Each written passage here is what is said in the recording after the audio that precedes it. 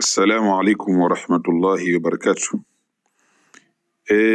Hiki ni kitabu kinaitwa Aqidatul Khumaini wa atharuha ala shi'ati al-ithna ashariyya ardun wa naqdun.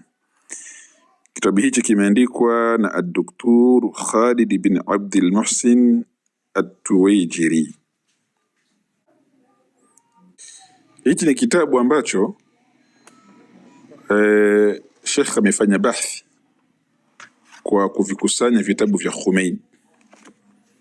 Amevikusanya vitabu vya Khomeini na kuangalia itikadi ya Khomeini na namna itikadi hii ya Khomeini ilivyoathiri madhhabu ya Shia al-Imamiyya al-Ithna Ashariyya.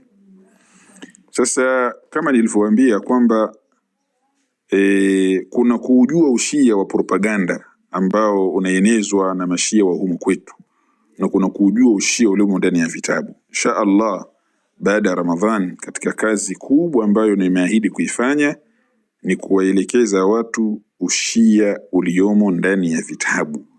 Tafuta kitabu hiki utamjua Khomeini ni nani. Ukishamjua Khomeini ni nani, hapo ndo utajua mashia ni kina nani.